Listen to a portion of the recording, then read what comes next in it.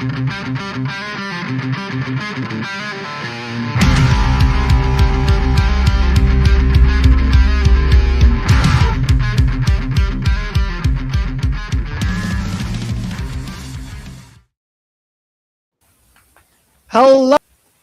welcome back to the British and Irish Eagles podcast. And folks, if you've been listening to the British and Irish Eagles and Next Man Up since we started, you will notice that the three musketeers are all here together. And I will ask Mick to remove his hand so that people can see his neck for the first time ever on the British and Irish Eagles podcast. Oh, Jesus, I thought it was Halloween for a second. Well, welcome back. It is draft night, ladies and gentlemen, and it wouldn't be a podcast without an appearance from my cat, who's trying to destroy everything already. And I was gonna get these on in time. I don't know where they've gone now, but I feel like no, they're not the right ones. It's Howie season. All I'm missing is a little cigar coming out the side of my mouth here. Howie is ready to wheel and deal. We are going to be talking about all of the build-up that we're going to have over the next, God knows how long we'll be on for. We're going to look at the top 30 visits. We're going to have a quick shout-out to what's going on around the world of PHLY, Philly Sports International even. And we are going to get into the A.J. Brown situation. We'll look at Mick's article where which touched on the wide receivers and who he thinks the Eagles could potentially go for in this draft. And then we are going to do a live mock draft. We haven't done a mock draft on the podcast since we started the all-season build-up to the draft. But we're going to do one live here for you guys. So anyone who's going to be joining us over the next hour and a half or so, drop us some messages in the chat. If there's anything you want us to discuss, if there's any thoughts or opinions you have on who the Eagles are going to draft, let us know. Without any further ado, let me welcome Phil, the fence Mount Stevens. We'll see if he sits on the fence today with some of his takes. And Mick, the non-beard, Shagger McGibbon, because it's not there anymore. Mick, I'll come to you first. Welcome back to the podcast, sir. How's it going? Good, man. Good. I couldn't miss draft night, of course, so I've got to be back on for the night itself. I wish I could have done a bit more content, a bit more podcast from a Road to the Draft series. I've got to apologise first and foremost to all the listeners who are probably incredibly disappointed to have missed out on some content. Sorry, guys. I've been moving house. It's just constant chaos over the Easter holidays with young kids and stuff. I will do better. But I'm here tonight. We're going to get some draft talk going. Hopefully warm you up just before the first pick arrives tonight. It's going to be fantastic. Are you staying up, Mick? You going to be there for pick 23 or maybe pick 18 or 17 or 15 or 21? Howie's not going to sit still, is he? So yeah, I should hopefully be up tonight for the entirety of the first round, because I like to see who where all the prospects go. I know we're so focused on the Eagles, but being a college football watcher, lover, I want to see where all the guys go. I'm just so invested in the players that I've been watching throughout the whole of 2025 and some even longer than that. So I love draft night. I'm not going to be able to stay up for day 2, but definitely day 1. I love it. I'm cheating this year, obviously, being, it's only 6:21 here. Draft starts at 8 p.m. my time. I have to say, it's pretty fucking awesome being able to not worry about getting up for work and to crack it on tomorrow. We got a couple of people here in the chat, but I'll come to in a second. Phil, I want to welcome you back into the podcast, sir. Not only is Mick moving house, you're also in the process of moving house. And as of yesterday, just to join the party, I had an offer accepted on a house. Well, I didn't want to lose out. I didn't want to miss out. How are you, Phil? And then we'll get into the birds. You just can't let me and Mick have anything nice. We want to get some nice new shiny houses, moving on up and up in some nice new digs. And Liam gets a bit of FOMO and has to go and buy an even better house, 11 a reef, whatever you want to call it. No, it's good to be here.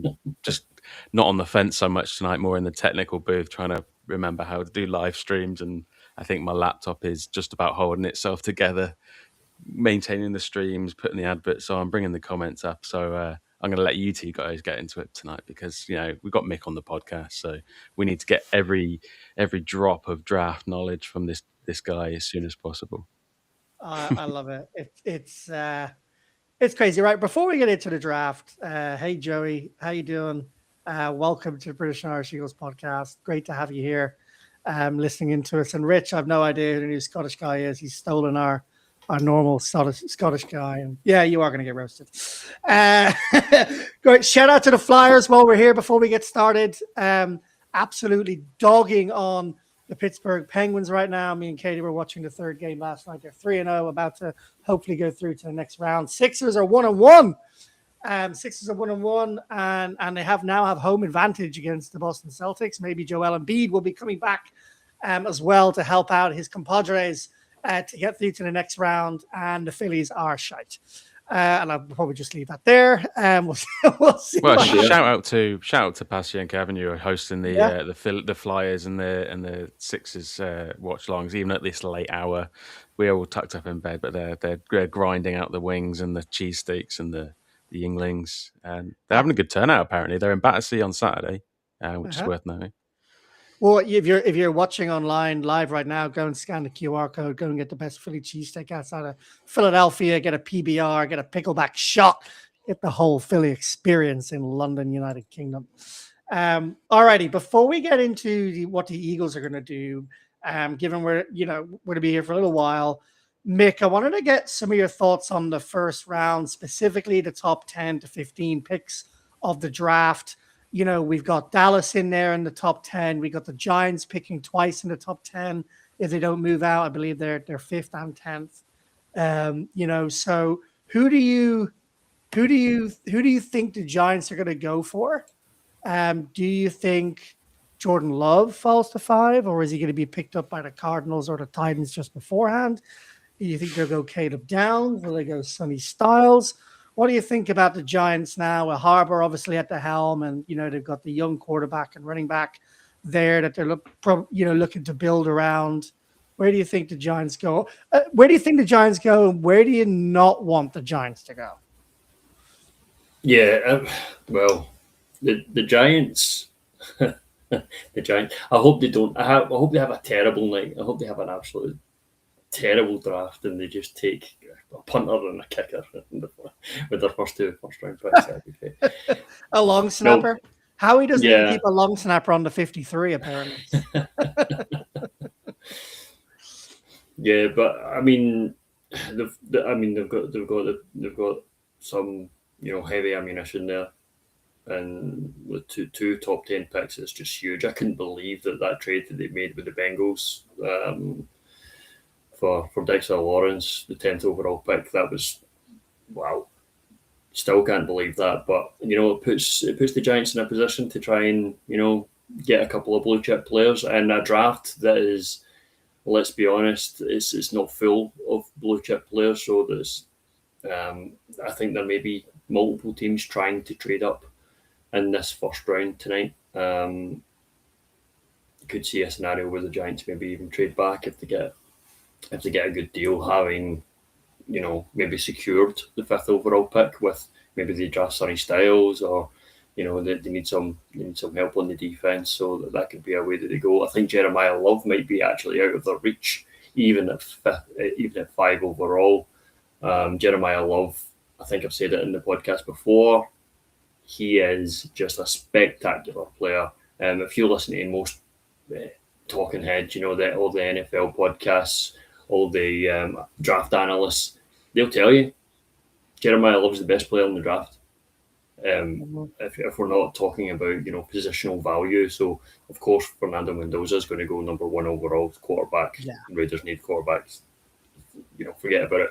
David Bailey's probably going to go 2 overall if it's not Arvell Reese, because again, that's a big talking point though, isn't it? Like the flip flop between what the Jets are doing there at 2 for it was Reese for a while, then it was David Beatty, then Reese. Everyone seems to be in Beatty now. For me, it's Bailey. I've got a friend who's a Chiefs fan, and he's talking about the Chiefs maybe trying to trade up. To where? To like the top To three. two? I mean, I don't know if the No, Jets well, they're talking about trading with the Cardinals and getting Reese if because I don't and think Bailey will be getting there. one of Reese or Bailey. Yeah. You've got the Bailey with the Texas Tech connection with Mahomes. Maybe you never know. Mahomes goes to a lot of Texas Tech games. You see him a lot of the time. Many times the games are televised in the Big 12. But I've heard rumors of the Chiefs trading up for Jeremiah Love as well. I've heard that on the rumor mill too. Yeah. They added a running back during the off season. I can't remember. He'd be the difference maker, as you say. Can I ask you a question about Jeremiah Love, as you're obviously a Notre Dame fan, and you've watched him intimately. Who would you compare him to in the draft in terms of historical running backs? When you think of the likes of Breece Hall, Saquon Barkley, Christian McCaffrey, Derrick Henry. I'm naming all different types of running backs here on purpose. No, I get it. Who would you say he is most akin to? So you're looking for his pro comp.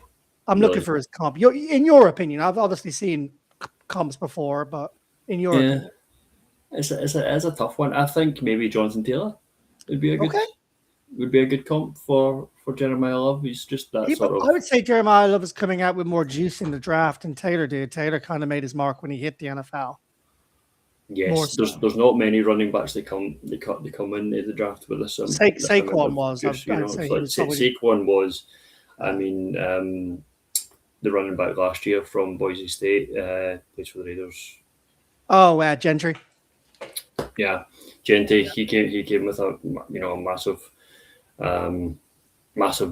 amount of juice entering the draft, and I think it's because particularly this draft is quite weak as it's seen. That only boosts his stock even more because there's just less talent or like top end talent anyway. Because if you're going to add to your team within a top 10 pick, you want really best available. You want someone that can come into your team and make a difference. And Jeremiah Love, that he's the kind of guy who is exciting, but he can play. So like it's such a awesome pick as a fan. You've watched your team all year getting absolutely shat on. Let's face it, if you're picking in the top 10, that's what's just happened in 2025. And but you're looking at a guy that's just full of energy, full of life, about to come into your team to make a big difference, and score some points, get into the paint, get some touchdowns for your franchise, and he's such a good kid as well. I don't want to make this all about Jeremiah Love, but no. I mean, he is one of the most topical players in the job. I just want to touch on the Chiefs again real quick and touch on some of these teams. I was just thinking, like, if you look at teams like the Raiders, you look at teams like the Giants, you look at teams like the Cardinals, and the Jets, etc. Browns, I think they're picking at 6. Titans to a certain extent. In the last 10 to 15 years, all of those teams have been perennial top 5, top 10 draft pickers every year, right? That's been part of their culture, right? You would think that would make them get better at picking in the top 10. Well, it's supposed to. The point of the NFL, the parity. The whole point is they should be picking later the year after, right? But they haven't. Then you look at a team. Then you look at teams like the Cowboys. You look at teams like the Chiefs. Who are towards the back end of that top 10 that don't historically pick that high all the time. Certainly not the Chiefs. The rumors I'm hearing, right, exactly. You specifically the Chiefs. The word coming out from Kansas is they don't plan on picking anywhere near the top of this draft again for a number of years. So they're going to make hay while the sun shines. My big shout outside of not really outside of the box, but outside of the Eagles draft shout is I can really see the Chiefs moving up into the top 5 to pick someone from where they are. I don't necessarily definitely agree it would be an edge. I don't know. I don't know. I think they could go up and get What's the name of the top wide receiver? Cornell Tate, is it? Cornell Tate, yeah, from Yeah, Ohio Cornell State. Tate or Jeremiah Love. They're not going to need to move up for Kenyon Sadiq, but I can see them. I can see them moving up. Who do you not want Dallas to get, Phil? Bringing you in here. Is there any player you don't want to see in a Dallas Cowboys uniform? Any player in a Dallas Cowboys uniform, I think. That's a your first round, but they've had a pretty mediocre record as of late in the first round, especially picking up all sorts of players, and a couple of them aren't even on the team right now. So you just can't get too worried about it.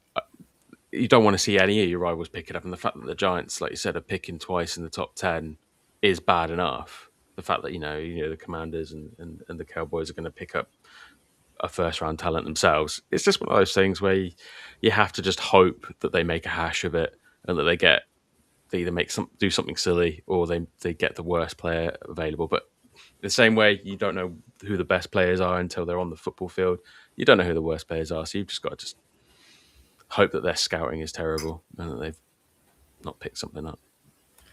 Alrighty, let's turn our attention to the Philadelphia Eagles and what's going to happen tonight specifically, and then we can touch on what we think will happen tomorrow on day 2 as well, and then we can look at doing a bit of a mock draft for everyone as well. I want to get your opinions first, Mick and Phil. What do you think Harry Roseman and the Philadelphia Eagles are going to be doing in round 1? What is your prediction? What is your projection? So I want 2 answers from you. Firstly, I would like what you think the Eagles are going to do in the first round. And then secondly, what you would like the Eagles to do in the first round. If you're watching on video here, you'll see the top 30 visits by Anthony DeBona, who did a fantastic job this year on tracking all of these top 30 visits throughout the offseason. So shout out to Anthony.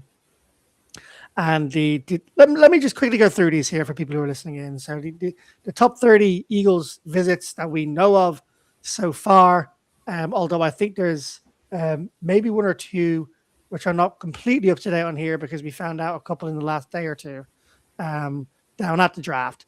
So you got Kenyon Sadiq, tight end, ranked number 11.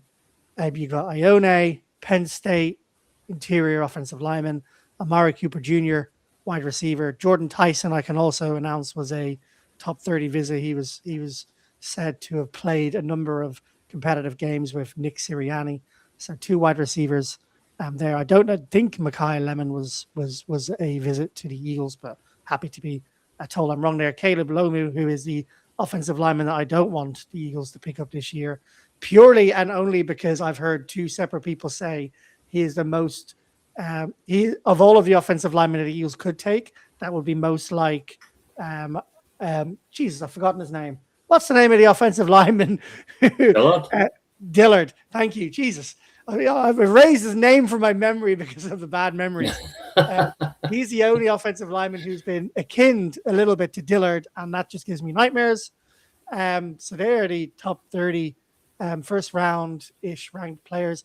You've also got a couple of people here who could reach into the first round in Max Iheanacho and Dennis Sutton. I think Dennis Sutton might be closer towards the front of the second round as compared to the back of the second round. You've got another O-lineman from Texas A&M in Chase Bisontis. I probably pronounced that wrong. Chris Bell, EJ Smith's favorite wide receiver in the draft. He keeps mocking him to the birds with our second round pick.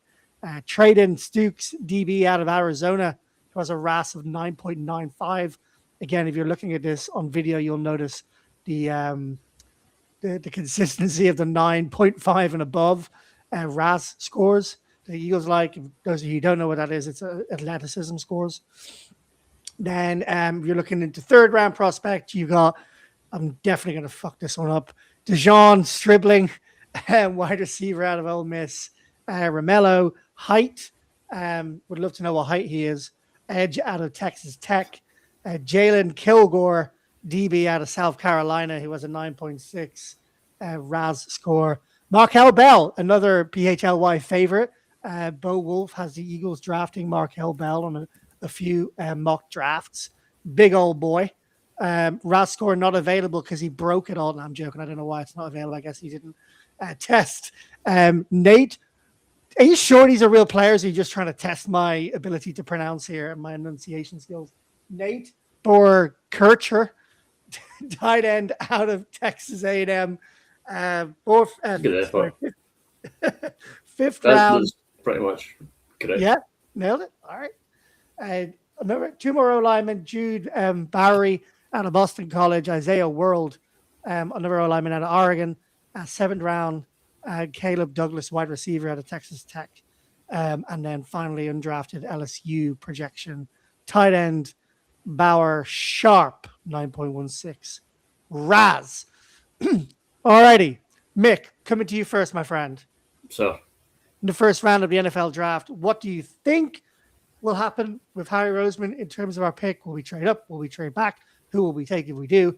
And then after that, what would you like to happen in the draft this evening? Over to you, sir.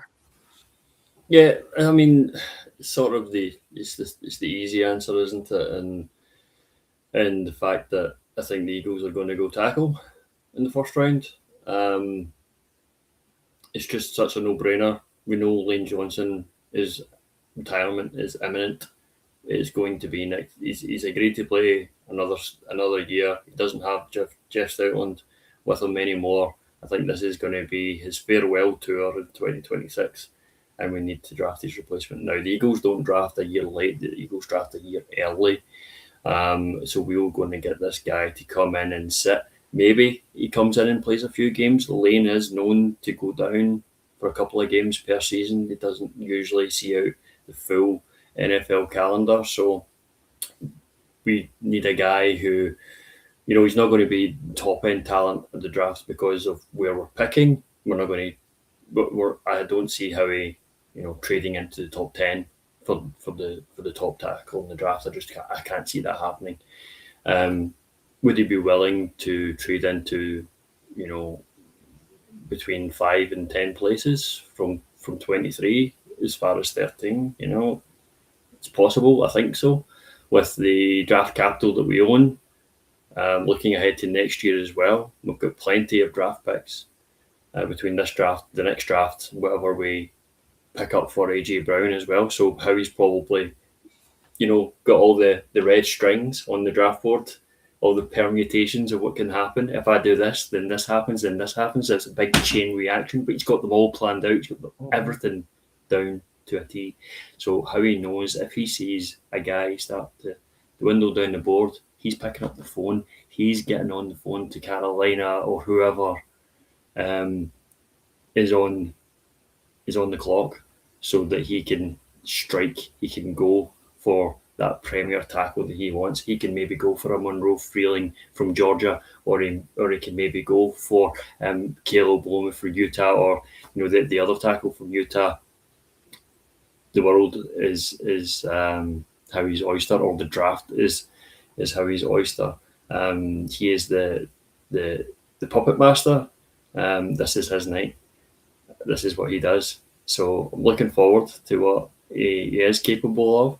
I do think it has to be tackle, and I said I threw out a couple of names there, Liam, and I had previously written an article on this some time ago. It would have been the start of March. I think we discussed it on Road to the Draft as well. We're talking about 5 potential tackle prospects that we could pick up in the first round, and we spoke about Caden Proctor, the tackle from Alabama.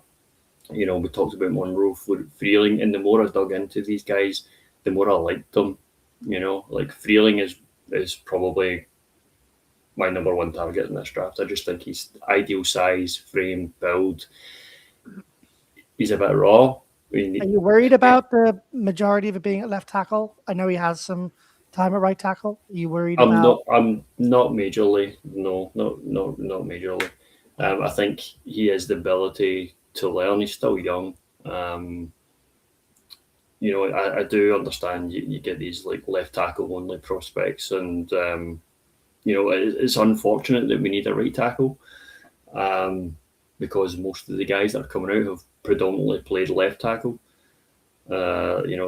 Spencer Fano could be, one that we look at, but again, maybe You think we can get up to where he's going to go? He's probably going top 10, 11, isn't he? I think he's going pretty high. Yeah, I think he's going pretty high. So it just. I Who's he mean, taking, Mick? You're teasing me here. Is he going Freeling? Is he going Proctor? Is he going Lomu? I'm going to be positive on this one, Liam. Okay, because I was going to say he's going to maybe reach back for Ian Archer, but I'm going to say he goes for Monroe Freeling. He gets aggressive and he trades up, and we get Monroe. Where is he going? He brings another bulldog into the building. That's what we need, isn't it? It's just another Georgia player. Another Beagle. Yeah. Is he going to pick him up at 18, or is he going to have to go up to 15 or 14? I think he's going to go right. I'll say 16 with the Jets, okay, because that's a pick before the Lions, and the Lions need a tackle. Yeah, I was speaking to my buddy Andy. Phil, I know you've definitely met Andy, and Mick, you probably met him at the wedding as well. Who's my Lions friend? I was speaking to him yesterday, and he was saying tackle is where they're going, and Freeling is the guy who they like. Proctor as well. It's going to be interesting to see. All right, you've given me what you think Howie will do, Mick. What would you like to see them do? It sounds like they may be. That's what I want. That's what you want to do, right? What will Howie do? It's the same. You and Harry are in positive. I'm bringing the vibes. I'm willing it into existence by saying it out loud. You've got a Palantir from Lord of the Rings, a seeing stone that you're looking into, and you can see what's going to happen. Absolutely, yeah. I love it. All right, here you go. Mick McGivern, with no beard, on the British Irish Eagles live draft podcast. Has the Eagles trading up to 16 with the New York Jets to take Monroe Freeling? I think a lot of Eagles fans will be very, very happy with that outcome. Mick, what are you giving up there to go to 16? That might be a second to go all the way up to 16, or a third and something else. You get a 19, 18, it's probably a third, I think. 16, do you think you get away with a third? I think you might need to give up more than that. I'm not sure. I'm not sure. It's the Jets' second pick, so maybe they're not as desperate. Maybe would you give up this year's second and first to go to 16 to take Freeling? I wouldn't love that. No, I wouldn't love that. That would seem quite expensive, but I don't know. Yeah, I'm not sure. All right, it's a bit expensive. It's all interesting. I love it. The permutations, as you say, and all the different things that can happen. Howie's probably already got his price. He'll know how much it's going to take to get to these people. Thanks, buddy. I would like to take full credit. I had to thought about it, but I did have to Google the word. So I Googled Black Ball, Lord of the Rings. I only watched it recently. Love that. So awesome. Phil, over to you, my friend. Are you gonna cop out and give me one that you think will happen and you like to happen like Mick did, or are you gonna give me two options? Oh, shots fired. We'll see. We'll see. I never know where I'm going to end up. I start these long rambling monologues and then end up somewhere at some sort of conclusion. Are you tackling as well?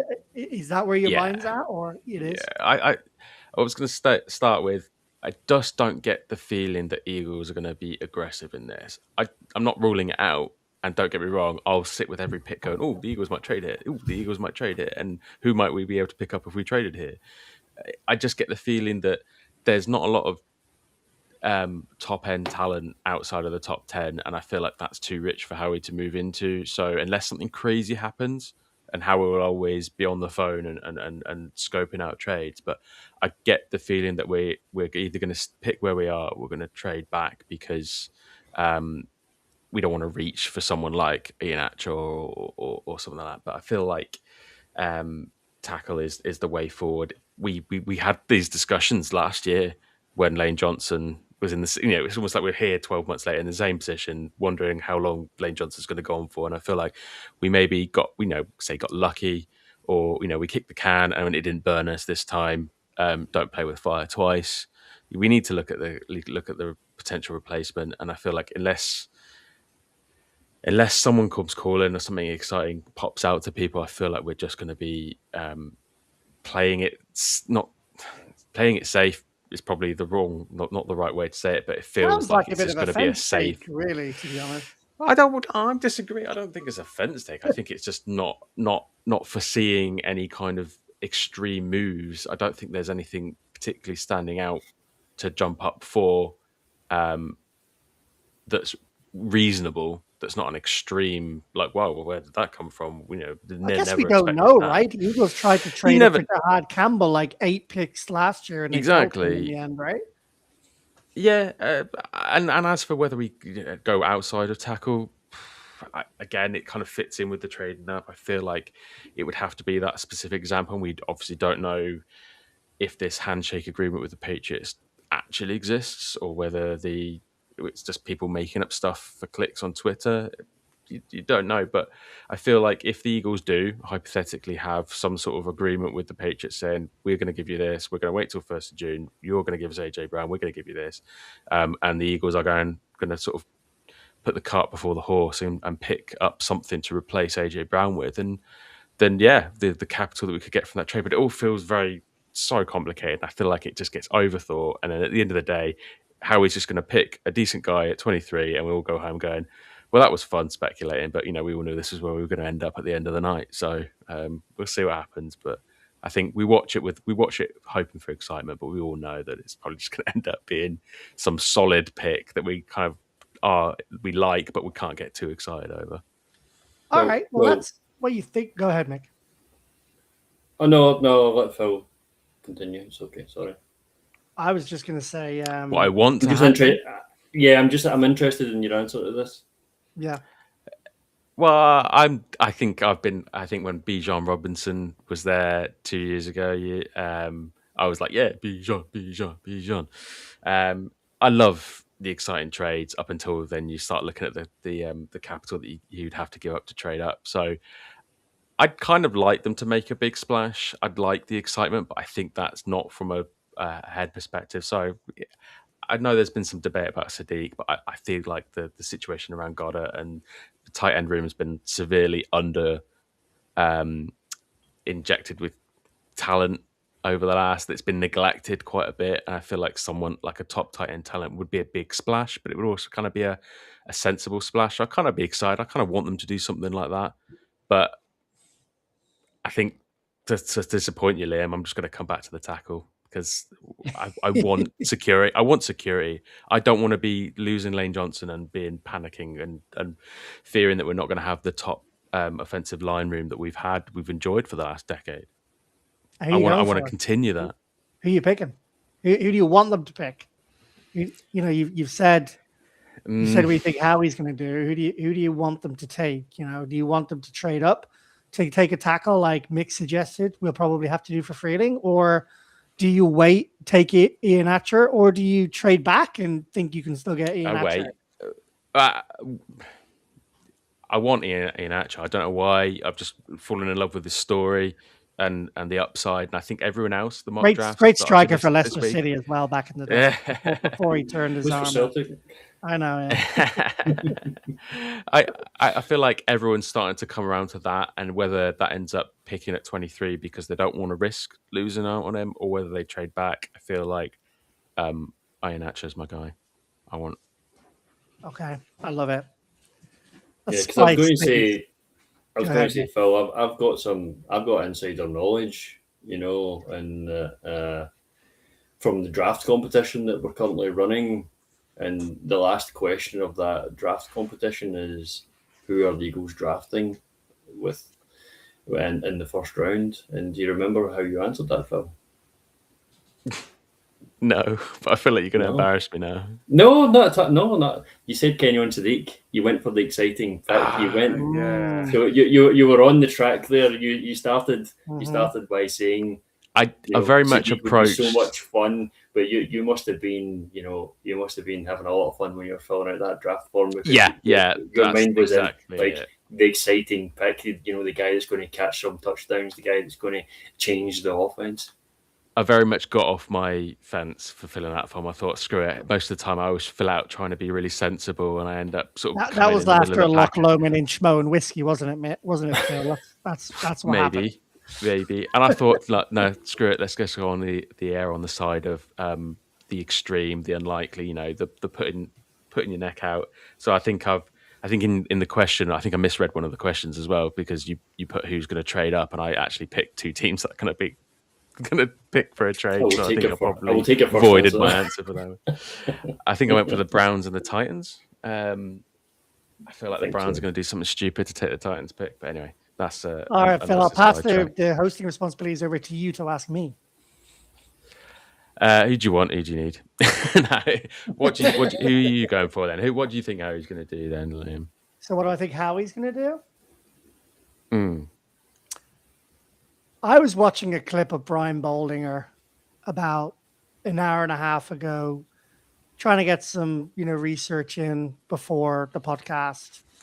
And I quote, Lane Johnson replacement is not in this draft class. And I quote, Lane Johnson replacement is not in this draft class, according to Brian Boldinger.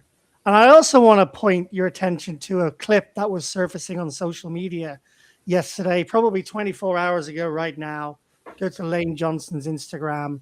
He added a number of players, current and old. I don't know whether you saw what Lane Johnson was doing in that Instagram post. He was doing pull-ups, front-facing pull-ups, and he did about 15 pull-ups at 300-odd pounds. He's an absolute beast. I don't know that Lane Johnson's retiring after this year. But it's not so much that retirement; it's injuries, availability. It's like he's not. If Lane Johnson replacement is not in this draft class, according to one of the best O-line commentators and a source who is very close to Lane Johnson, that we know Brian Boldinger is, if he is saying Lane Johnson's replacement is not in this draft, Lane Johnson's just recently married. He looks like he's in the best shape of his life, which is ridiculous. I think there is a big scenario. There's this is my take. This is my big whiff for tonight. I don't think the Eagles are drafting an offensive lineman in the first round. I think there's a chance, obviously, that they will draft. I think there is a 50-50 chance that they will take I think there's a 50% chance they will take an offensive lineman. I think there is a high risk of a lot of offensive linemen going early. There's also the chance that they don't value some of these offensive linemen in the first round, which might be why they looked at so many offensive linemen who are slated to go in later rounds as well. Fred Johnson is back, which we weren't sure was going to be the case. There's a scenario where Fred Johnson plays even more time this year with injuries and could take on a starting role for the Eagles at tackle position as well. I think there are many, many scenarios that not a lot of people are talking about where the Eagles don't take a tackle in the first round of the draft. And with Lane Johnson's pull-ups, go and look at them. It's mental. With his pull-ups and looking at the shape he's in, with Brian Boldinger saying Lane Johnson replacement's not in his draft, with Fred Johnson coming back, with Cameron Williams being, in the at the link as well at the moment, being in the Eagles, and seeing what he could do. I think they've got more options than people think. I don't think they're going to force a tackle in the first round. I think there's a chance, a big chance, that one of the top three tackles fall and they go up and get them. But I think that's less likely than I think that's less likely than them taking a different position in the draft. I don't know that Max Iheanacho is the right. It's a big reach to say he's Lane Johnson's replacement. It's a big reach to say that he could be an all-pro, multi-year all-pro replacement at right tackle. There's a lot of ceiling there, and it's huge, right? But there's a lot to go for him to show that. Freeling and Proctor could be out of range. I don't think Lomo really fits the bill, but Lomu could definitely be drafted tonight. I'm not in Howie's mind. So here's what I think is going to happen. Go ahead, Mick. I just think that a Lane Johnson replacement doesn't exist. You can draft a guy in the top 10, and you don't know if he's going to hit. You don't know if he's going to be a Lane Johnson. Like the Giants drafted Evan Neal to be their next franchise tackle, and he's a bust. They drafted him like something like 7th overall, and he was a product of Alabama. That you don't know what you're going to get. But obviously, the Eagles, they do the homework. We drafted Lane Johnson with the 4th overall pick, was it, in 2013? So if we're drafting, 23, or even if we're trading up a little bit, we're not going to get in the top 10. So we're no matter what tackle we take this year, next year, the year after that, it's going to be a project tackle, because we're not the sort of franchise that picks in the top 10 with any regularity.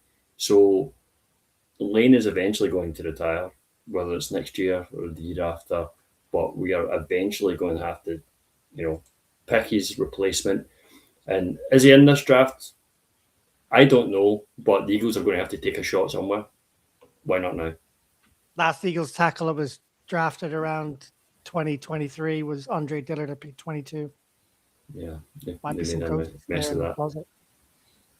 I get what you're saying, and I respect Boldy's opinion and far more than most, obviously. Far He's more than obviously mine. has. He obviously has a good eye, but he will. I'm sure he's probably going to be the first one to admit. It's like, obviously he doesn't have a crystal ball. He's making the best educated guess he can, and there's nothing to say that there isn't a guy that the Eagles could pick up that could become Lane Johnson's replacement. But I don't think people are talking literal replacement, like 1 for 1, 1 in, 1 out. We've got continuous stream of excellence.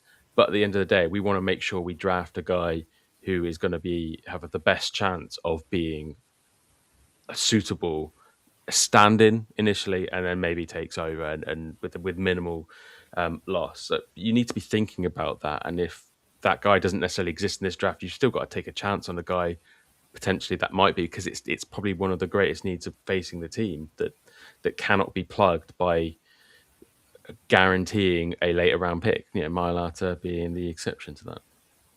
Anyway, what do you want Howie to do? Look, good counter arguments, and I, again, I'm going against consensus here, but I do have history for that, so why the fuck not? I just can see it happening. Like, again, I still think 50% chance offensive tackle. I think there's probably 30% chance wide receiver, and I think there's 25% chance edge and 5% chance corner safety. Sorry, no, let me change that. I have a 50% offensive line. Give me 35% receiver, but I'm including Sadiq in there, and then give me 15% edge, and I don't think we're going to be drafting a safety or a corner in there. So anyway, let me answer your question, all right, which was, what do I think is happening?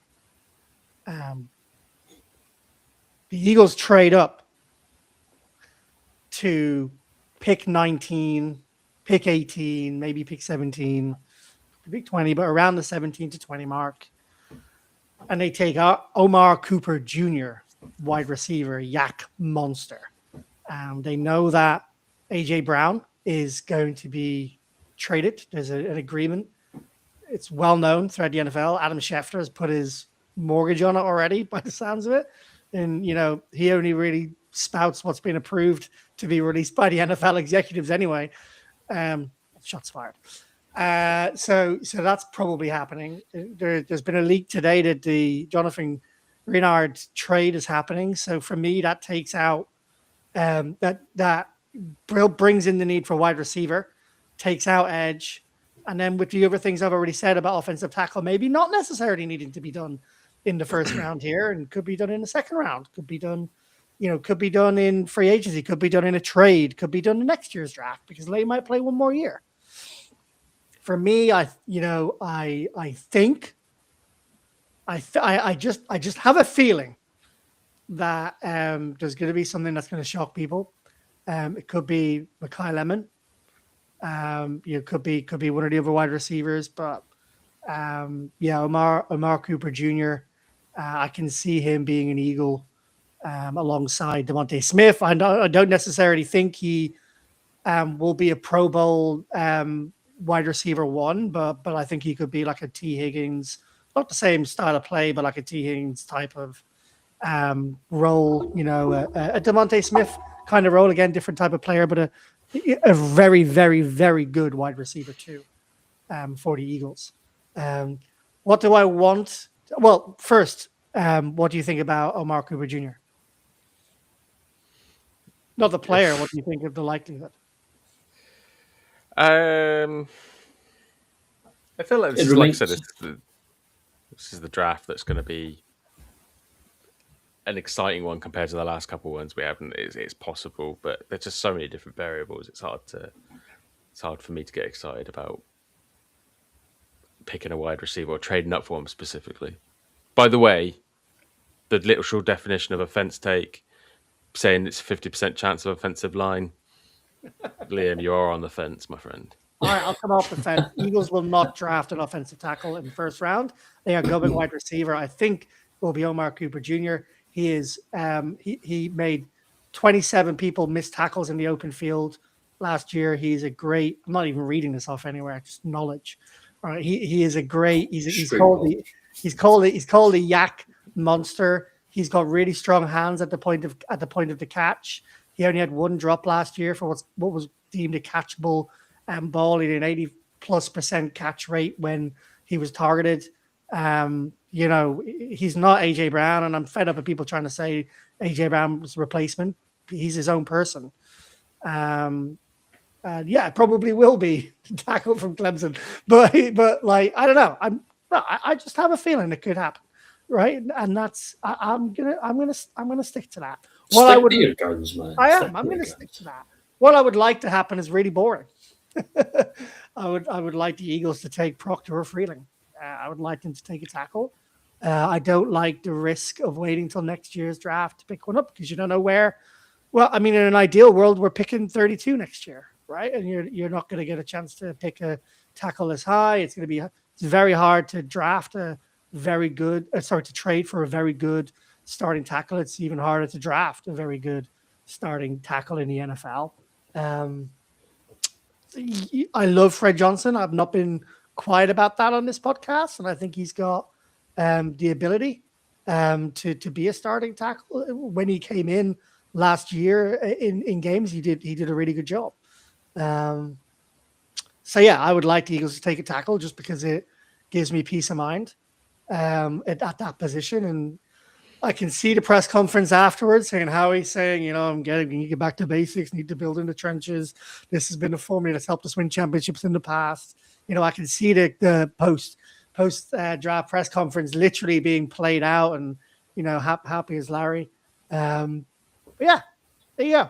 I would like them to take a tackle, but I think we're going to see something different. I think we're going to see something that's going to, and Eagles fans are not going to be happy. There's going to be a tackle on the board that we don't pick, and there's going to be a lot of noise.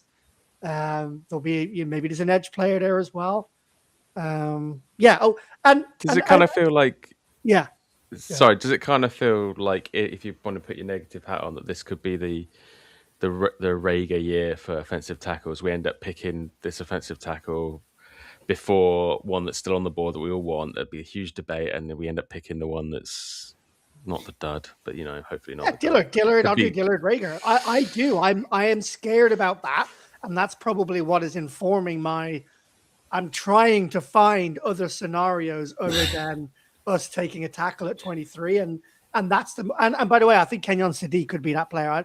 I mean, receiver, pass catcher. Omar Cooper Jr. I think is most likely. I can see them trading up for Sadiq as well. I think the NFL has changed in the last few years. Tight ends coming out, pass catching tight ends coming out of college are making a much bigger difference than they were in previous years. They're not taking as long to develop as they used to historically. It used to be a tight end isn't going to really be productive until like 2, 3, 4 years after being coached up at the NFL level. we're not seeing that the case anymore with McBride and Bowers. And Mick, I know you've said before that you don't think Sadiq is that level of talent, and that's fine. But I think I can see how he's taking a swing on it, especially with Sean Mannion there and the Packers, the way they played with multiple tight ends, and he can block as well. So let me just make sure I get that in. A pass catching player, but I think it will be Omar Cooper Jr. Is there a chance, and this is open to both of you, that there's kind of the subconscious desire to maybe not draft tackle to avoid the situation happening, to kind of go like, oh, I'm so frightened the Eagles are going to take the wrong tackle, rather than they didn't take a tackle at all, and whether that's trading up, go for wide receiver, go edge, go something a bit sort of like extreme, because at least they'll have the I respect it kind of side of the pick, and there's a less chance for people to kind of go, you picked the wrong X position. Nah, you can't live in fear, man. No fucking way. They've got guys that are poring over tape, that are poring over, family history, medical history, everything into these prospects to make sure that they pick the correct guy. Yes, they make mistakes in the past. Yes, that's in the past. Forget that. Look at only a couple of years ago when we took Q from Toledo. Well, the two options that the Eagle had at that time was either take Quinion Mitchell, and a sort of riser in the draft process, star of the Senior Bowl, but he plays at a small school. No one really knows him. He can't do it against the best. Versus Terrion Arnold, who was, quote, one of the best corner in that draft, plays for Alabama. He's done it against the best. He plays in the SEC. The Eagles bet on their guy. They bet on their scouts and took Q. They're not living in fear anymore. They're not thinking about, I can't. I'm worried about what the fans are going to say. They don't give a fuck what the fans are going to say. They're going to take the guy that they want, the guy that they like, the guy that they've studied, and the guy that they've had in their building, played hoops with, played all their silly little games with, and all that. They've already got the character study. They know what they're doing, man. You've got this covered, guys. Come on. I both agree and disagree with you. You might be wondering how... You're a fence tonight. You're the biggest fence tonight. You've changed. You've changed. You might be wondering how I could disagree and agree with you, and I'll tell you why. Right? Let's go first. Yeah. I think Howie Roseman is eminently scared and fearful of picking the wrong player. And I know that because he said it about 4 or 5 days ago when he was interviewed, that he thinks about the Jalen Raylor pick and the Dillard pick every day. He said if he's being honest... He put more resource into... I know, which is why I'm agreeing and disagreeing with you. I think I think the fear drives him to make the right decision. So that's me agreeing with you. I think I'm confident in him making the right decision because the fear of doing it wrong drives him. So you're both right. And that might be why, to Phil's point, they don't draft a tackle, because that fear might drive him to not make the wrong decision. So I do think there's some credence to what Phil says. But I also agree that mindset drives them to be confident in what they do eventually pick. And so I don't think those two are mutually exclusive of each other. I think you can have both. I think the fear drives them, but that might mean they don't draft a tackle. That might mean they drive someone else because they're confident that guy is going to hit at a different position because they may not trust his class. But fuck do I know? I just wanted to put the cat amongst the pigeons there. I just thought it's just hypothetical. Sometimes you can, like, the subconscious decision maker is the avoidance of making the hard decision. And I'm not saying I think that. It was more like it could get to the point where they kind of go, well, would you think that's any kind of aspect of the thought process? But I think Mick's right, ultimately. Like, how he has found his formula, he's found his groove with it. And I think he is frightened of making the decision that he regrets the most from half a decade ago. But I don't think he's. I think he's learned. We always credit him for learning from his mistakes or the mistakes of He doesn't want Dillard to. and Rager. I think Yeah. he's confident in who he's picking. I mean, how he doesn't want to open up his phone on Monday morning, which he does every Monday. He dials up the British and Irish Eagles podcast on Apple Podcast and Spotify and everywhere you get podcasts, and listen to us talking about him making bad picks. He's messaging me all the time. When's the pod Right? going You up, know, Phil? we know how much he listens to this It's podcast. embarrassing, isn't it? It's crazy. You know, so I feel confident that it will be fine. All And right. Liam, sorry, Yeah, just go ahead. before you move on, Yeah. move on, mate. It was just when you were talking about drafting a wide receiver, just very quickly, Or pass you catcher, th- pass catcher. or pass catcher. Do you think that shows our hand in the AJ Brown trade? Like, it's I not think it's happened already yet, barely gone. rumored, Yeah, so- I feel like that cat's I think that's like the gone. cat's I think it's gone. crying. There's does no it way make our AJ position Brown weaker? comes back. He was checked out last year. Eagles don't want that smoke anymore. I don't want that. So I know what you're saying, but I think that's already gone. Everyone knows that now. Even picking up the Tyrion Wicks was looking in that direction. And also, I think I said on a previous podcast, I don't think that them drafting a wide receiver in this round means they can't keep AJ Brown for next year. Because, and again, I'm looking at pass catchers, not specifically wide receivers here. Here's a question for you. If they drafted Kenyon Sadiq, would you say that was showing our hand? Because he's still another mouth to in the feed. AJ Brown trade? No. Yeah. No. So Because why not? Goddard's only got another 1 year. Goddard's only got a 1 year deal, and we've got no one behind him. Yeah, no, I understand that, but it's a first round pick. Eagles haven't spent a first round pick on a tight end, maybe ever. I don't know that they ever have. Right? Was Zach Ertz a first round pick? I'm not sure. I know Goddard was between 50 and 53 because it was similar to Rager and it was it was similar to Jalen and it was similar to Sanders. 3 years in a row they hit on that pick. Yeah, Goddard was second round, yeah. I don't know that like how he has ever spent that capital on it. So when you think of Sadiq and when you spend that capital, you're looking for a game-changing pass catcher. You're looking for a game-changing receiver, but not from a tight end or wide receiver. So my question to you would be, if the Eagles are drafting Omar Cooper Jr. in round one, and if that's showing their hand, and I also think them drafting Sadiq is them showing their hand, because there's only so many mouths to feed, and I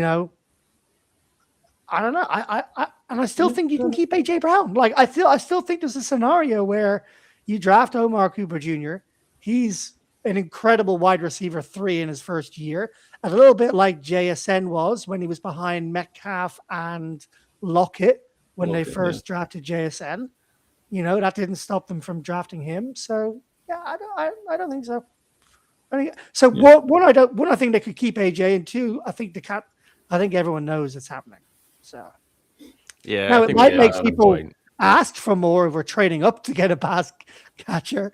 But yeah, I don't think it shows the hand. But then there's lots of other things that could be factored in that we don't know, which is outside of anyone's control or knowledge, and that is the whole Mike Vrabel situation, which is going on right now. I don't know if you guys have seen the latest updates, but there's more pictures which have been released of him kissing Deanna. Yeah, I'm not interested in all that. So I know you're not interested in it, but and I'm not going to go down that road.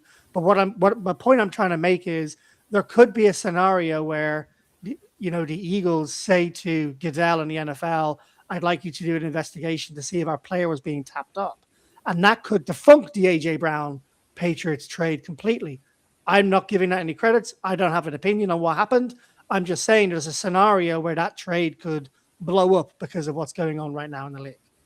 So just wanted to put that out there. Yeah. All right, should we move on? Right, let's quickly do second round and who we think the Eagles are going to pick. And then we're going to need to move to our live mock draft. Otherwise, we're going to miss the first overall pick in the draft. We're having fun, though. We're having fun. I know. It's good. It is fun. So, Phil, you've got 5 people here on the list. Maybe there's another person not on this list here that I'm looking at that you might have a shout for. But with the Eagles taking an offensive lineman in your mind in the first round of their draft, that limits you to 3 of these individuals, unless you're double dipping like a naughty little boy and going O-line. who, who do you think the Eagles are going to pick up? Hey, Mick said we're having fun. Who do you think the Eagles are going to pick up in the second round of the draft? You're not my dad. I can double dip as much as I want. Do you reckon double dip come from like? Do you remember the dib dabs? And you'd have like a little lolly, and you'd go in and many dip the connotations. I'm sure. Yeah, I'm sure I like the safety from Penn State. I know it's probably going with the consensus, but that's the strong second round pick, safety being another huge need. I like the sound of him. I like Penn State. Hang on, are you talking about the edge to Dennis Sutton, or are you talking about Sutton? Sorry. Yeah, that's what I'm on about. Sorry. Yeah, that's But then that's getting scuppered by the green-eyed traders, like that is rumored to be happening. So not necessarily. I think they could do the greener trade and pick up Dennis Sutton, and then they've got a stacked rotational edge line there. I don't necessarily think those things are. One thing would stop the other. I think it stops the Eagles taking an edge in the first round, personally. Falk, Mick, do you think there's a chance they could pick up Falk if he drops to 18, 19, 20? From Auburn? Yeah, I think he's an excellent player. I think this draft has some serious talent in edge. It's probably the deepest position across the entire draft. I would say is the edge position. If you're going to take an edge, you want to take an edge in the first round, maybe the start of the second round. After that, there's just a huge talent drop off. We're talking about Dennis Sutton, Penn State. I think he's a great player. The Eagles obviously really like him because they've been swarming all around him since the draft process started. I think they went to the pro day. They spoke to him at the combine. I think they've had him in for a 30 visit as well. They've been like a bit like stalkerish on Dennis Sutton. So everyone has him going to the Eagles. Like every draft, it's because we've been swarming all over him. It's just do you not all think the arrows are pointing going to look at that and go, "Fuck you, we're taking him instead"? Well, maybe how he's playing 3D chess and he's baiting other teams to take into taking him. 30 picks, maybe it could be 40 picks between those 2 picks, depending on if we draft up. He had a ridiculous RAS score as well. Like he's an Eagles player, right? He's the sort of guy that Eagles go for. If you look at his relative athletic score, he's off the charts. He's a freak athlete, and that's what the Eagles always got. Like look at the draft history, especially the edge position. You look at Nolan Smith; he was an athletic freak. You look at what's his name? The other edge. Oh, for Birds? Yeah. Talking about last year's pick? No, Hunt. I'm talking about Hunt. Oh, Jared Hunt. Yeah. He was a fourth round pick, third round pick. Sorry. Yeah, but what I mean is it's the same profile. It's these guys who are just freak athletes. They look at the production, but they look at the ceiling that these guys potential have. Might not have produced it yet in college. They might not have they've maybe got the pressures on paper, but they've just not finished. They've not gotten to the quarterback. They just haven't expanded their tool belt in terms of pass rush moves. Maybe they've got like a really good swim move, but that's all they've got in their pocket. But they just need a little bit more expertise. They need time in the league. They need time against some like excellent tackle prospects to teach them, because that's one thing that the Eagles do really well, and is that they communicate across the lines of scrimmage. You've got guys like Lane Johnson there, a veteran in the business, who will take these guys under his wing and show them where's the weak point in the tackle position, where can I take advantage, where can I get leverage, and he will pick all of that up. It's like a big fucking sponge, but he's also got the tools in his body to be able to so he'll get the knowledge, but he's already got the athleticism, so you don't draft a guy that doesn't have the athleticism, because he can get the knowledge, and maybe he's got a really good mean bull rush, but he can't get around the edge. Is So your name EJ Smith? This is an EJ take right here. oh, is it? Yeah, he's all about the Raz. He's all about give me the physical traits. We can train him up. You can't train someone to be fast. You can't train twitch muscles. You can't train all of that kind of stuff. So yeah, I agree. I completely agree. Just a quick break from proceedings here with the Eagles. There's a few questions I just want to make sure that we get to here that people have been putting in the chat as we've been going. So Rich earlier on said, "Who can get the closest guess? How long does it take for the Raiders pick to be submitted?" So Phil, go first. What time on the clock in those first 8 minutes do you think the Raiders will submit their pick? Well, there's game theory, isn't there, about whether they are kind of expected to wait a certain amount of time, because if they pick right away, that means the second pick doesn't get the benefit of having More time. putting a few feelers out. So I mean, it's 8 minutes a pick now. Mick, you were saying. So I'll go 5.5 minutes. 5.5 minutes, Mick. Left on the clock. No, not left on the clock. 5.5 minutes has gone, right? Phil, that's what you're saying? Yeah. So 3.5, okay. 2.5 minutes left. That's a good guess. I was going to go. That's where I was going to go. I was thinking about 2:20 left on the clock. Go 2:20. I'll go 2:30. Yeah, Price is Right. Where's the big banana? Could be a banana skin in this draft. Who knows? You had 2:20, Mick? Yeah, I think they like to drag it out. So, all right, I will go 3:15 left on the clock. 3:15 left on the clock. It's all about the 3-minute mark. Yeah, somewhere around there. It's agonizing because everybody knows the pick. It's annoying as hell. Like, see when they did, I think it was the Trevor Lawrence one. It was the COVID one. And it was, oh my God, just hurry up and pick him. Everyone's known it for like the last 6 months.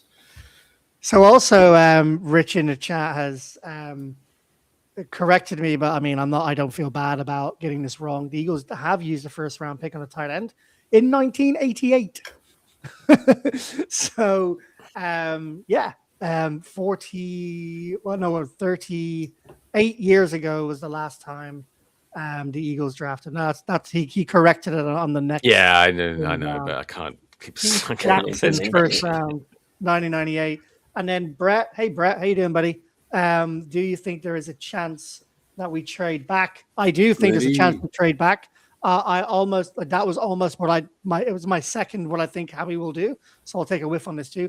I think there's a chance they trade back in the first round. I think there's a chance they trade back into the start of the second round and the Eagles don't make a pick tonight, which would be which would be horrible for Eagles fans. But I do think that.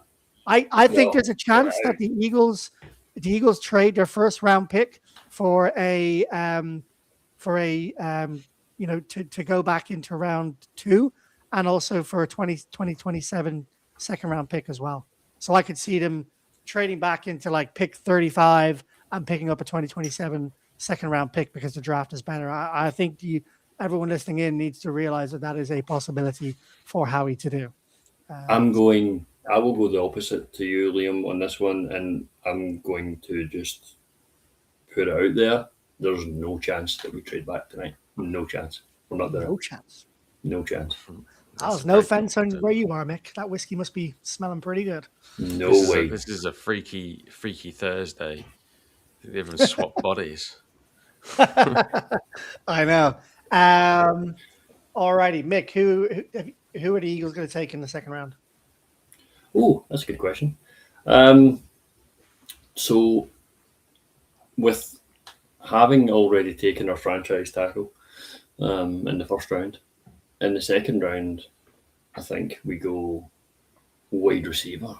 Liam, we might go wide receiver. This is where we could pick up a naughty little day two catcher on the rye.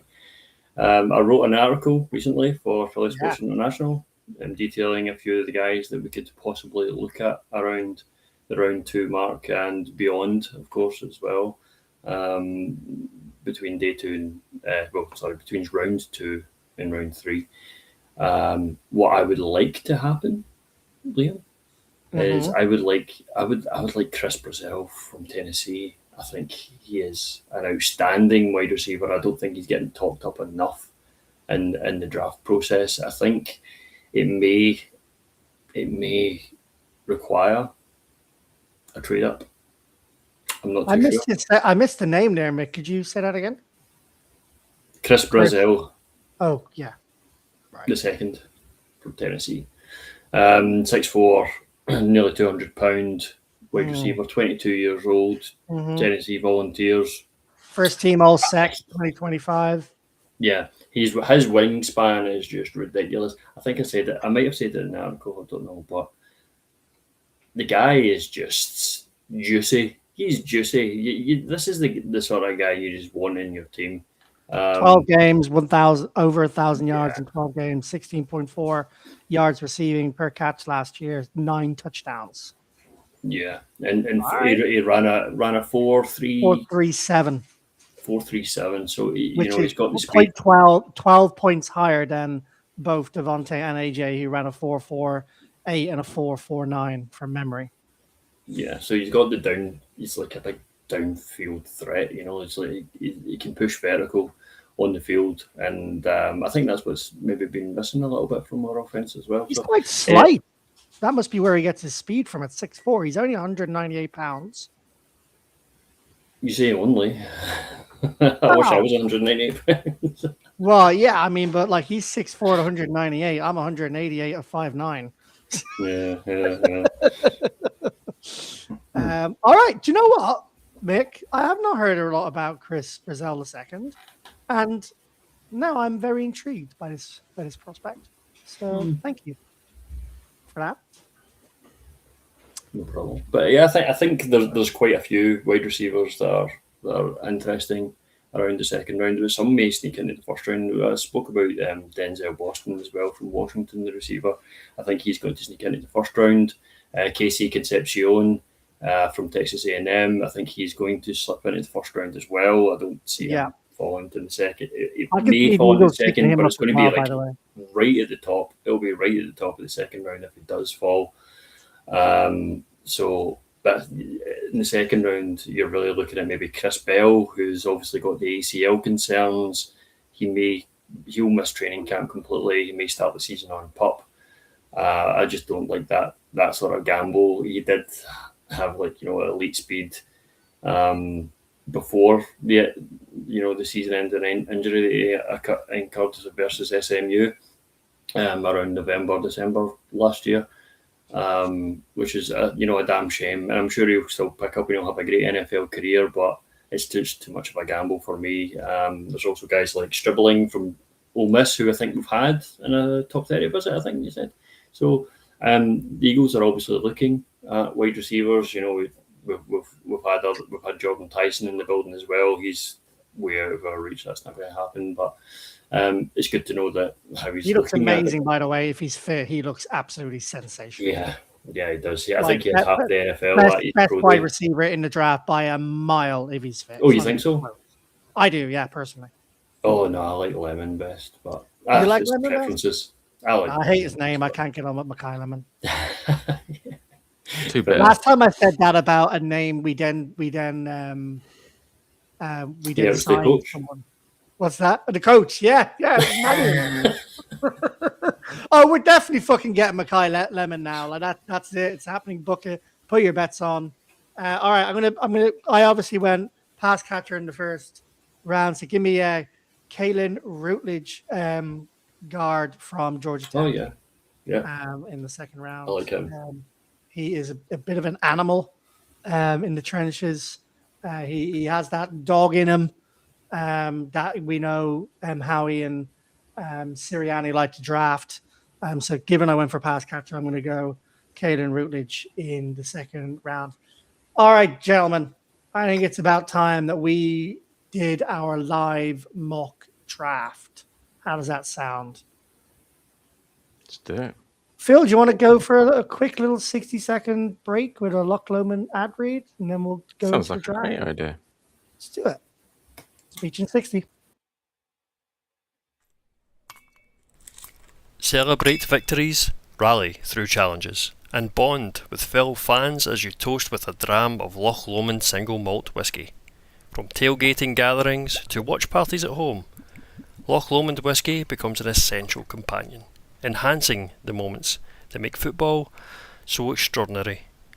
It's the perfect accompaniment, from the joy of victory to the bittersweet moments of defeat.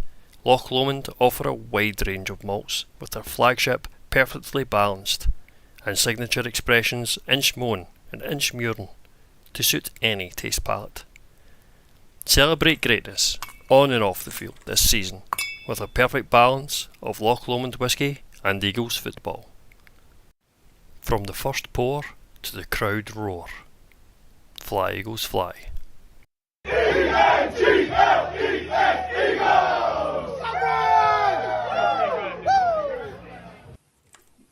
Absolutely love that. Breaking news.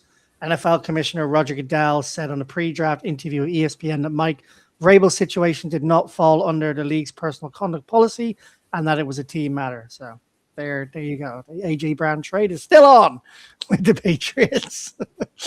All right, let's get into our live mock draft. How are we doing this, boys? Is this a consensus? The three of us going to have to agree and fight over who we want to pick here? I guess that's what we'll do. Yeah, I won't argue too much. All right, we'll use Mix Premium PPF login, which I've been using all week. Thanks, Mick. No problem. To do the draft simulator. Now, question for me here. I'm going to move you onto my bigger screen so I can see a little bit better. Phil, are we going to be able to like pause down like pick 13, 14, just to see if there's any like trade ups we want to do? Yeah, pick 13. You want me to try and stop it around then? No problem. I reckon so. Mick, you 13? I can't see how he trading up to 12 or 11. 13 feels like a stretch for me. 13, 14. Absolute ceiling. All right, let's pause at pick before Even pick then. 13. So get ready to do it when pick 12 is on there. Let's do it. Dallas sucks. Oh, Jesus, that Got one passed. 10. No, we're on 11 now. Pause. Oh! There we go. No feeling, just went to the Cowboys. Monroe Feeling went at 12. CJ Allen, linebacker, right. Scroll up so we can see who's gone. Phil, let's see who's been taken in the first 13 picks. Adds all the way to the top, please. Phil, can't see Jeremiah Love right now. So Mendoza obviously goes to the Raiders. It doesn't matter. Well, Bain Jr. goes second overall. That's probably not going to happen. Sonny Styles goes third overall. Jeremiah Love goes fourth overall. Arvell Reese goes fifth overall. David Bailey goes sixth. Francois goes 7. Caleb Downs goes 8. Kyle Lemon goes 9. Spencer Fano. No, who's that? Mansour Delane. The delay, because it's hard for me to see here. Spencer Fano goes 11. Monroe Freeland goes 12. CJ Allen goes 13. So at 14, Proctor is available. Kenyon Sadiq is available. Is there any other tackles that haven't gone yet? No, Fano's gone, Freeling's gone, and Muaga's gone. So Proctor is available. Kenyon Sadiq's available. Cooper's available. Hang on, did Tate not go? No. Cornell Tate still on the board? Yeah, he's still on the board. What do you think? I would just let it run. I don't think we're trading up here. What, should we stop it again at 17? If you like. Stop it at 17 or 18, whatever you land on, Phil.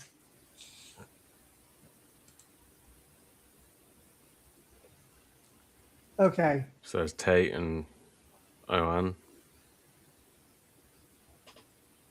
Okay. Proctor's available at 18. So is Kenyon Sadiq. So is Omar Cooper Jr. I could see Howie moving up for Proctor here at 18.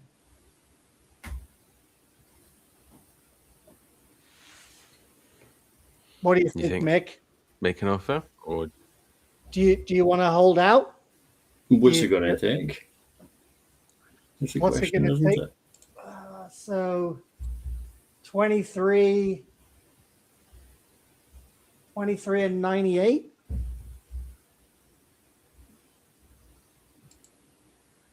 Ooh, 23 and 114. Catching your luck. What do you think, Mick? Would you do that? I don't think they take that in real life. You don't think they take that in real life? So what do you think? 98? you think 98 is more realistic? I don't think they move back like 6 places in the first round to take a 4th round pick.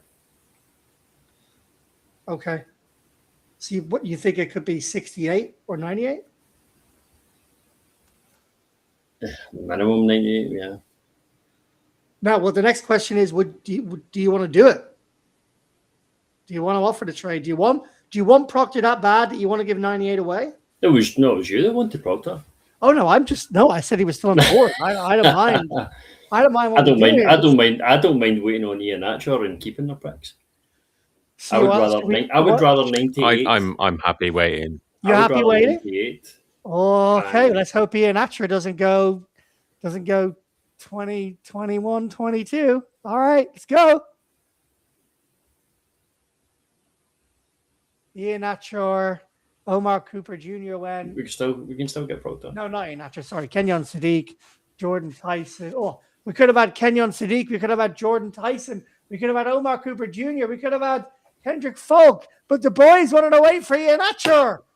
Oh, and Tatum Proctor's still there. You got. Oh, it's a home run, right? I don't think they take Emmanuel McNeil-Warren, even though he's amazing. Blake Miller, I don't know a lot about Blake Miller, but I've been told to avoid. I think it's got to be Proctor, boys. Unless you fancy a wee trade back to see if we can still pick up Proctor and Ian Atcher and pick up another pick.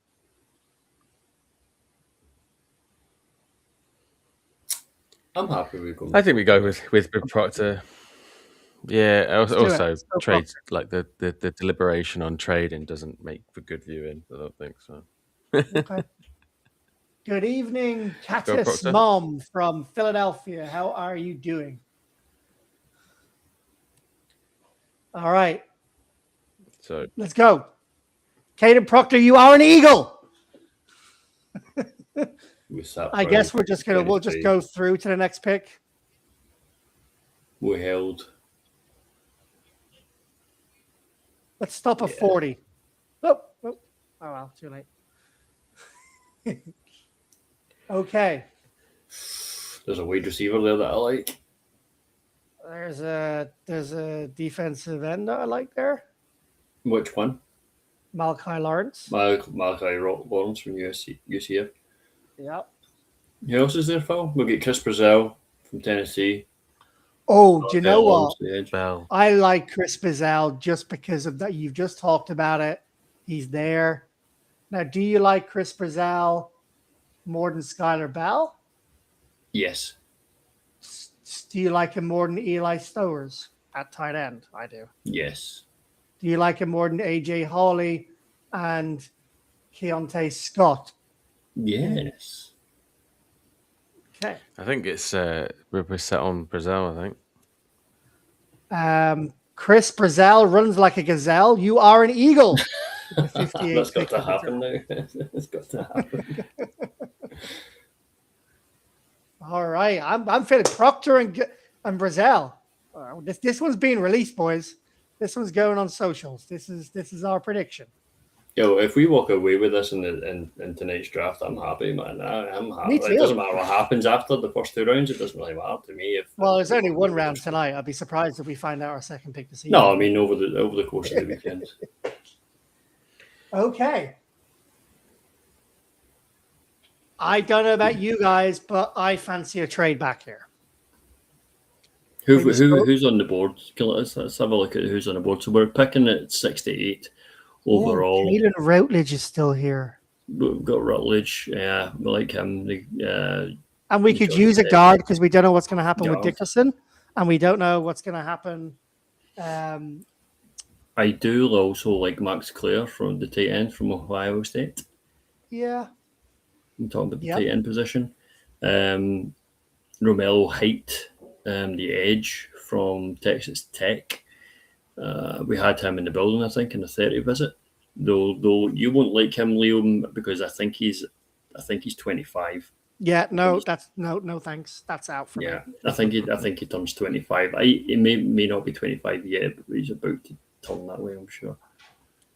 Which is, it sort of puts you off a little bit. Dion Burks is a good wide receiver, but we've already taken a wide receiver. Yeah. So I think we either go Rutledge or we go. Scroll down. I've forgotten another one already. Oh, Max Clare. Max Clare. Not interested in either of the cornerbacks. No, not with Stukas. not with DeJean. Q. We got 3 stellar cornerbacks already. For me, it's all right. Try and convince me on the tight end, Mick. What do you like about him? No. Honestly, I'm happy. I'm happy just to go with the guard. I think Howie double Rutledge. dips. I think we go Routledge. Yeah. Yeah, well, with Landon Dickerson's future uncertain, then I think that's quite a wise. And Tyler Steen not necessarily being a home run hit either. I think the depth the guard is like sneaky thin. We talk about tackle, but the guard is actually getting quite thin. Okay. Quarterback factory. Garrett Nussmeier, Drew Aller. I mean, they're both there. 98 overall pick. It would be sacrilegious. These guys were talked about. See, this time year, those two guys were talked about going top 5. 10? Both of them. Yeah. Both of them. Yeah. What do you think about Zakee Wheatley, safety out of Penn State? It's a need. It's a guy who I have mocked quite a few times because he seems to fall just in that right sweet spot around this pick. I think he's one of the better safeties in this draft. As you say, Penn State. I think he's 24 though, so again, Liam sort of in the top end. They're getting safeties do play a little bit older than cornerbacks though. Well, yeah, safeties need to have that sort of. You've got the sort of whole. He just turned 24, so he won't turn 25 till his second season. Yeah, I think it is important, for safeties to have that like base level knowledge at least, because they see the whole field. They have to diagnose the play and understand all the concepts like straight away. Even more so than cornerbacks, because cornerbacks maybe just are mirroring what the wide receivers are doing, but the safeties are they're more trying to diagnose the play as it happens. He ran a 4.65, which is quite slow for a safety. Hey, what did Kyle Hamilton run? I think it was 4.70 or something, wasn't it? Yeah, it was terrible. What about Mick? What about Michael Trigg? Michael Trigg? No, absolutely not. Don't fancy him. He has character concerns. I think I spoke about. Oh, you said this to me earlier on today, didn't you? Yeah, he was at Ole Miss and he got kicked off campus. He went to Baylor. I think he got suspended for a few games. Character concerns. I don't think he's Eagles material. Do you think we go Drew Aller, or do we go Nussmeier with his dad's in the building, right? No, he's not. He's with the Saints now. Oh, he's with the Saints now, but he's a known commodity. Yes. Or there's Markel Bell. I think you spoke about him at the start of the pod. Yeah, but we've gone tackle and O-line already in the first. Yeah, that's true. Plus, I was going to say I don't really like him, so. What about? I would go safety. I I would go. All right, let's go. Wheatley. Let's go. Go Wheatley? Zakee Wheatley. Yep, let's do it. Lock it in, Phil. All righty, feeling pretty good so far.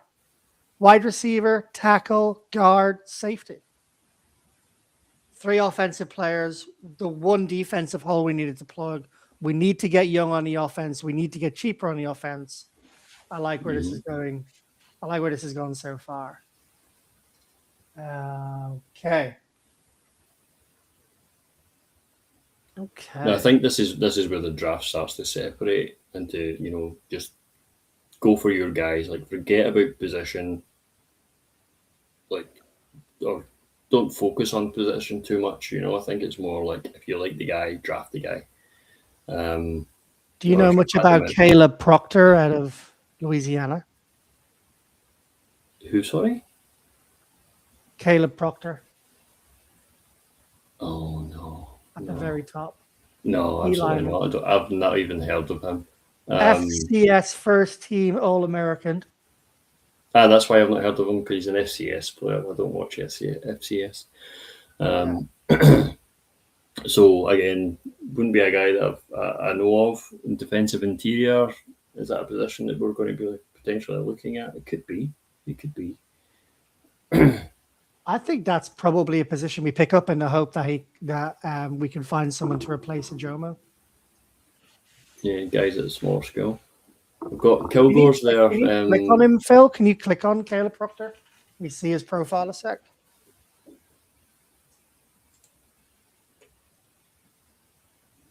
Nine sacks last year.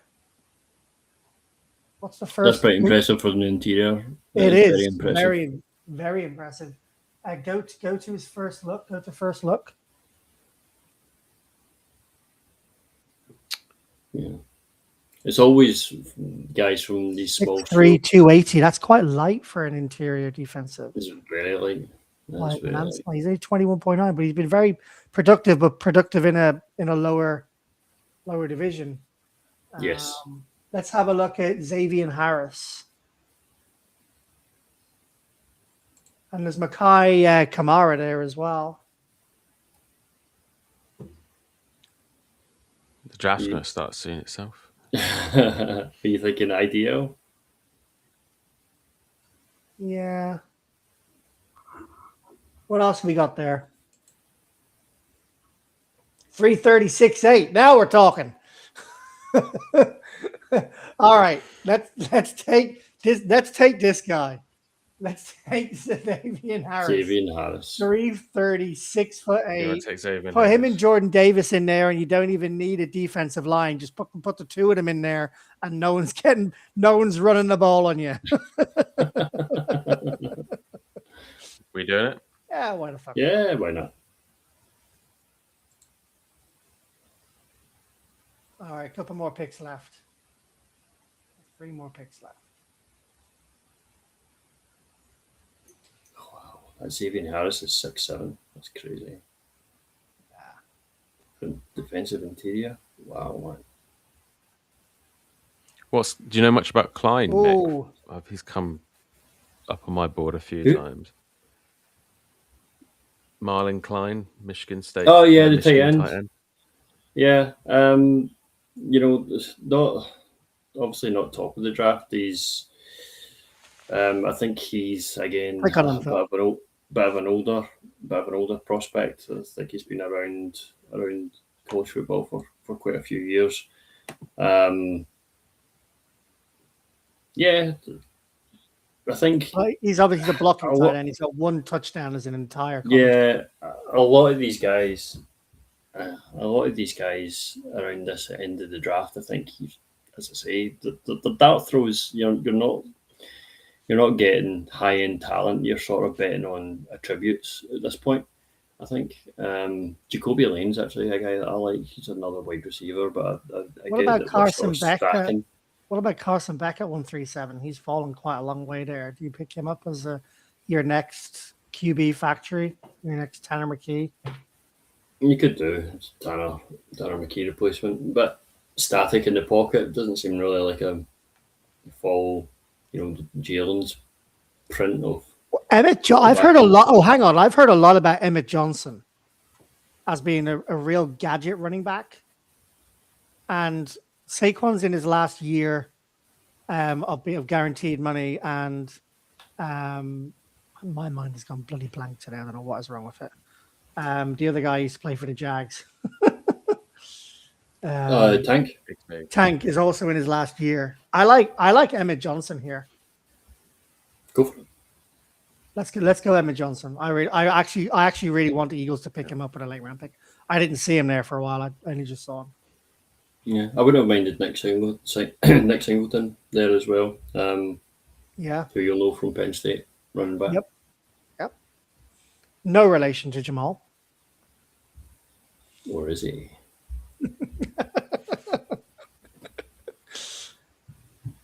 Alrighty, 2 picks left.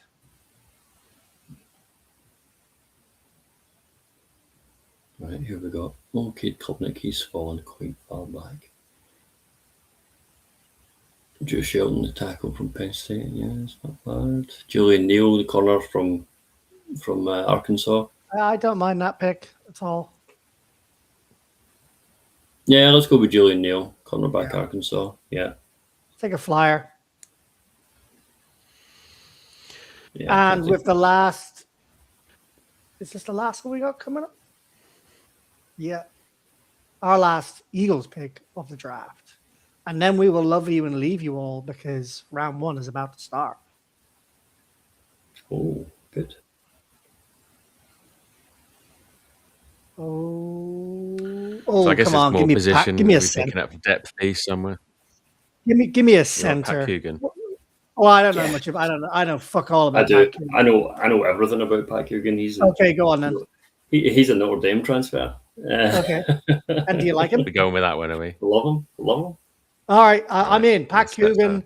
We don't know. Jurgens might be moving to guard at some point to pick up for Dickerson, and Coogan steps in. All right, what grade are we getting? I reckon we're gonna get B+. By the way, Phil, your laptop and internet is the slowest thing in the world. Shots fired. Is it crashed? Oh, well, he looks like he's had enough, Mick. He's had enough. He's lost. He's not here anymore. There he is. He's back. How you doing, Phil? We're just firing shots at you while you couldn't hear us, or maybe you could hear us, or is it me you can't hear? I can hear you. Absolutely. But hey, Okay. Still grading. What are we getting? Drum roll. This has been fun, guys. I've enjoyed this. This has been Me real. too. Me too. A good old chinwag about the draft. What do we get, Phil? We got an A- for the Chris Brazil. Yeah, we got a C for my. We got a B. I'll take a B. There you go. I'll Sorry, take a B. Clyde. Yeah, that's a good. All right, that's Phil. a fine looking draft. What was that, Phil? Clip it, Phil, it, and get it out on socials. Yeah, it goes on the go slow. When I click the buttons, it's like when it's whirring through, it's on the limit of my my laptop's ability to handle. So it kind of just goes, and I just have to wait until it's done so I can talk to you again. All right, Eagles pick Caden Proctor tackle, Chris Brazel, the second wide receiver, guard Kalen Routledge, safeties Akee Wheatley, interior defensive lineman Xavier Harris, running back Emmett Johnson, cornerback Julian Neal, and center Pat Coogan. We have drafted every single position of need of even quite and in order of like need as well. The only position we haven't drafted is tight end. But I'm very happy with what we've just done here, gentlemen. Might break the habit of a lifetime. Nah, let's just piss all over tight end for another year. Let's just see what we can club together. Hey, listen, Mick, Phil, it's been an absolute pleasure. 1 hour and 40 minutes of live drafting before the draft starts. And we're going to leave you all with 4 minutes to go for the draft to start. My wings are ready. I'm ready to devour them. I've got a little non-alcoholic Athletic Light lime and salt beer, which is actually very nice. No free ads. Yeah. You both staying up for the whole thing? Yeah. Got to. At least until the Eagles pick. Yeah. I'll stay up for a little bit. Well, With it. gentlemen, Probably. yeah, And enjoy. I suppose if I'm you gonna think love about you and it, leave you all. if there's Thanks. two minutes less per pick, Yeah, exactly. You got to be positive. Those who stayed with us and watched, thanks for all the questions. Thanks for listening in. Those listening tomorrow, you might be laughing at some of our picks because you know what's happened. Hope you enjoyed being here with us and listening whenever you do. Mick, it was great to have you back on the podcast, albeit very strange not having a beard. And I guess maybe the next time all three of us are on a podcast together, all three of us are going to be in 3 different houses, perhaps. Although it does take quite a while in the UK, I know, for all of these things to go through. Whereas I was told earlier on today that we could be moving in like 3 weeks' time, which is, it's all very crazy over here. Anyway, I will love you and leave you with the news that the Eagles are not taking offensive tackle in the first round. They're taking a pass catcher. Vic and Phil think they're taking a tackle, and they're probably right. We are the British and Irish Eagles. We're sponsored by Loch Lomond Whiskies and Passion Avenue. We love spreading the word of the birds all around the world. Go and take a look at Philly Sports International website for some of our articles on the lead up here and all of the rest of the podcasts we've done. And sign up to be a British and Irish Eagles member. There you go. Thank you very much, Phil. QR code is there. Events, giveaways, prizes, group trips and chats, quizzes, fantasy leagues, and much, much more. Come and join the fun. Come and talk to us and enjoy the fandom of the Philadelphia Eagles abroad. I've been Liam O'Neill, the Irish Eagle, your host. Phil, the fence mouth season, and Mick, the beardless McGivern. Thanks for joining me, gentlemen. Hope you have a lovely rest of the evening. I'm sure we'll be chatting, and go fucking birds.